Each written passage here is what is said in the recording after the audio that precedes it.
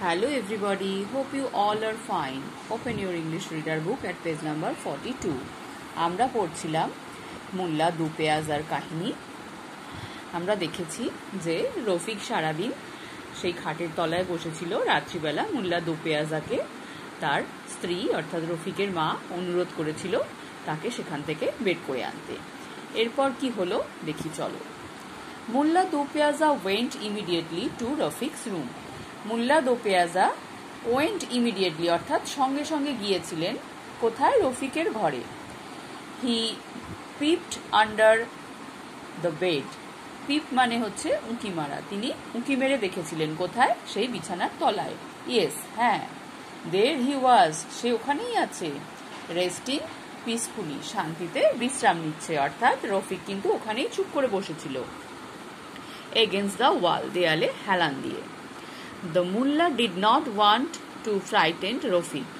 Mullah did not want, Mulla চাননি to frighten, ভয় দেখাতে রফিককে, অর্থাৎ তিনি চাননি যে রফিক ভয় পাক। He lay on the floor, তিনি মাটিতে শুয়ে পড়েছিলেন বা মেঝেতে শুয়ে পড়েছিলেন। And put his head, এবং তার মাথাটা রেখেছিলেন right under the bed, ঠিক বিছানার নিচে। The little boy smiled brightly, ছোট্ট ছেলেটা খুব উজ্জ্বলভাবে হেসেছিল। অর্থাৎ তিনি মাটিতে শুয়ে টুক করে উঁকি মেরে মাথাটা ওই বেডের নিচে রেখে ওখানটা রফিকের কাছে গিয়েছিলেন, রফিক যাতে তাকে দেখতে পায়। তো তাকে দেখে রফিক খুব খুশি হয়ে হেসেছিল। হ্যালো ফাদার, ও বাবা, হি সেড, সে বলেছিল। Have you been punish too, তোমাকেও কি শাস্তি দিয়েছে?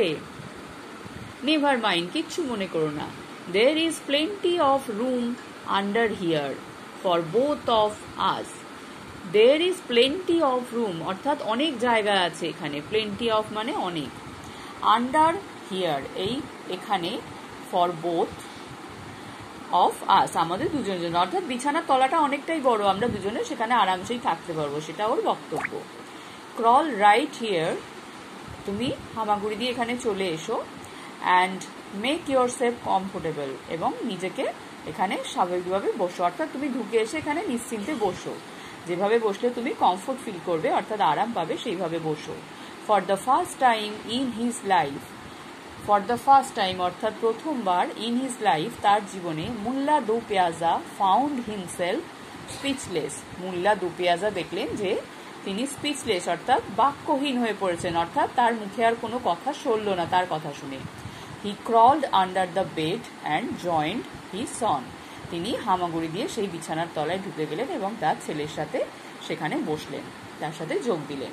তাহলে যে মুল্লা দো পেয়াজা সব কথার উত্তর দিতে পারতেন স্মার্টলি, তিনি তার ছেলের এই ছোট্ট শিশু মনের যে কথা যে তোমাকেও কি শাস্তি দিয়েছে, তুমি এখানে এসেছো, এই অবুঝ কথায় তিনি কোনো উত্তর দিতে পারেননি। গল্পটা নিশ্চয়ই তোমাদের মজা লেগেছে। তোমরা মন দিয়ে গল্পটা রিডিং করবে, নতুন শব্দগুলো শিখবে। সবাই ভালো থাকবে, বাই।